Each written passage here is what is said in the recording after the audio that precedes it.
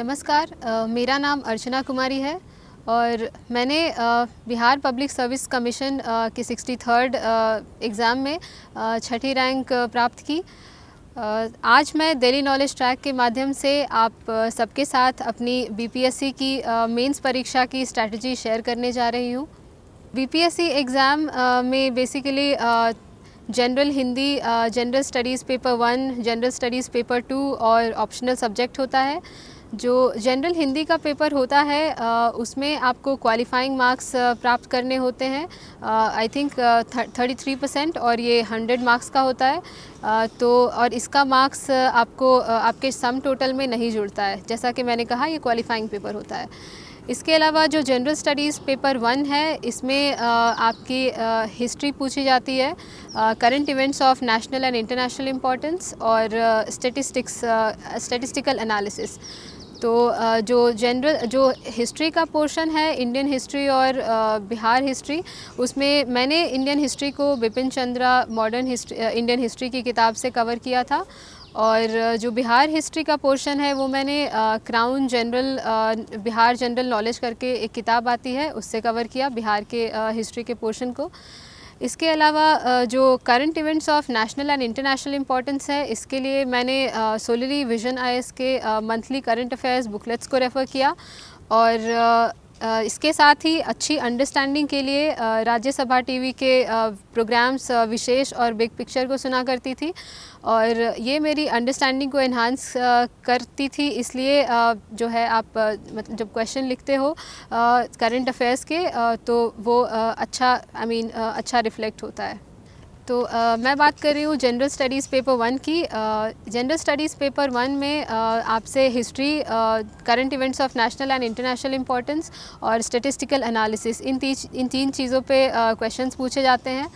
और जो हिस्ट्री का पार्ट है उसमें मैंने हिस्ट्री को बिपिन चंद्रा की जो किताब है इंडियन हिस्ट्री की उससे कवर किया और जो बिहार हिस्ट्री है वो बिहार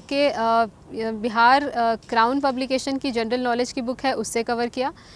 और करंट अफेयर्स, जो current events of national and international importance है उसका मैंने कंटेंट विजन आईएएस के मंथली करंट अफेयर्स बुकलेट्स को पढ़ा करती थी और अंडरस्टैंडिंग के लिए मैं राज्यसभा टीवी के जो 2 प्रोग्राम्स हैं आरएसटीवी विशेष और बिग पिक्चर, इसे देखा करती थी। इन सब से अंडरस्टैंडिंग जब बढ़ती है तो आप क्वेश्चंस को अच्छे से एड्रेस कर पाते हो एग्ज़ाम में। जो थर्ड पोर्शन है स्टैटिस्टिकल एनालिसिस एंड ग्राफ्स, इसके लिए मैंने कोई पर्टिकुलर किताब रेफ़र नहीं किया, पर जो 2-3 साल के पास्ट ईयर्स पेपर्स जो है मैं उसको सॉल्व कर लेती थी। तो ये जो है जीएस पेपर 1 का है। इसमें ख़ास बात ये रहती है बिहार के बीपीएससी के जो जनरल स्टडीज़ के पेपर्स हैं कि मार्क्स बहुत ज़्यादा होते हैं, आई थिंक 36 मार्क्स और इस तरीके से पर क्वेश्चन होता है and you have a lot of choices.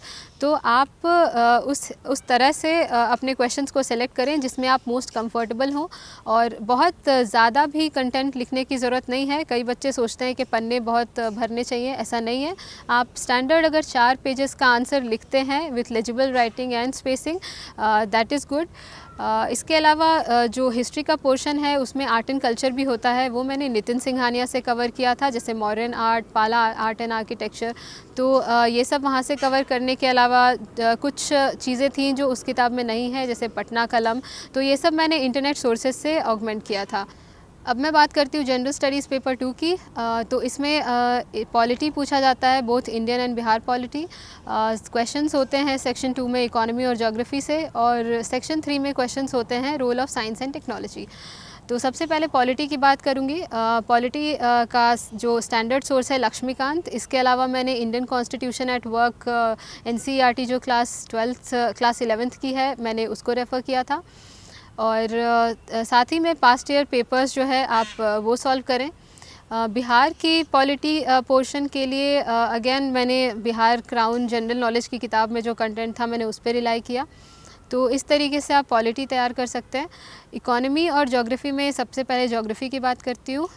तो ज्योग्राफी मैंने 11th-12th की सारी NCERTs, human geography, Indian geography, physical geography, world geography, तो ये सारे 11th-12th की जो ज्योग्राफी की एनसीईआरटीज़ हैं उससे मैंने कवर किया।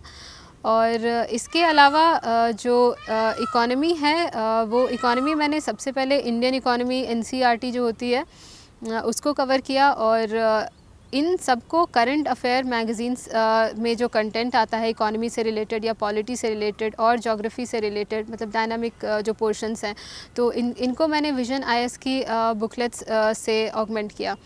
अब मैं बात करती हूँ साइंस एंड टेक्नोलॉजी की। तो साइंस एंड टेक्नोलॉजी को मैंने बेसिकली करंट अफेयर्स की बुकलेट से ही प्रिपेयर किया है, जो भी उससे रिलेटेड टॉपिक्स न्यूज़ में होते थे। और इसके अलावा बहुत इम्पॉर्टेंट जो साइंस एंड टेक्नोलॉजी को प्रिपेयर करने का मेरा सोर्स रहा बीपीएससी के लिए, वो था नीति आयोग का 3 ईयर एक्शन एजेंडा बुक। उसमें पर्टिकुलर चैप्टर्स थे पोल्यूशन पे, सस्टेनेबल डेवलपमेंट पे, और काफ़ी अच्छे से वहाँ पे सॉल्यूशन सजेस्ट किए हुए थे। तो अगर कोई भी क्वेश्चन आता है जिसमें आपको क्लाइमेट चेंज या पोल्यूशन का क्वेश्चन है, तो आप इकोनॉमिक सर्वे के चैप्टर्स या NITI Aayog 3 year action agenda के चैप्टर्स से वहाँ से सॉल्यूशंस उठा सकते हैं, और इस तरीके से आप अपने क्वेश्चन को एड्रेस कर सकते हैं। तो this was about science and technology. Now I will be talking about Indian economy.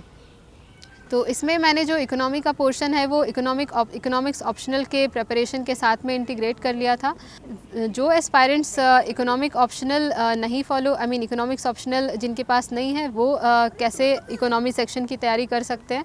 तो बेसिकली इंडियन इकोनॉमी की जो एनसीईआरटी है आप उसको पढ़ें, और इंडियन इकोनॉमी की एनसीईआरटी के साथ में आप इकोनॉमिक सर्वे कर लें, इंडिया का इकोनॉमिक सर्वे और बिहार का इकोनॉमिक सर्वे।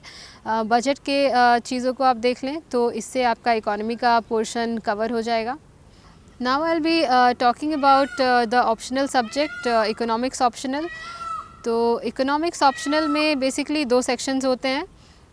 सेक्शन 1 जो है उसमें micro economics, macro economics, development economics, ये सारे पोर्शंस हैं।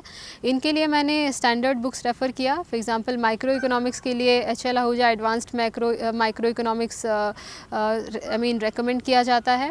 मैक्रो के लिए फ्रॉइन पढ़ लिया, और इसके अलावा ग्रोथ एंड डेवलपमेंट मैंने मल्टीपल सोर्सेज से कवर किया था, डिपेंडिंग ऑन विच मॉडल और विच थ्योरी आई एम स्टडिंग। कुछ मैंने अपने क्लास नोट्स से देख लिया, कुछ मैंने वाजीराम के इकोनॉमिक्स ऑप्शनल नोट्स से रेफ़र किया, और इसके अलावा जो पब्लिक फाइनेंस के टॉपिक्स थे वो भी वाजीराम के इकोनॉमिक्स ऑप्शनल नोट्स से ही रेफ़र किया।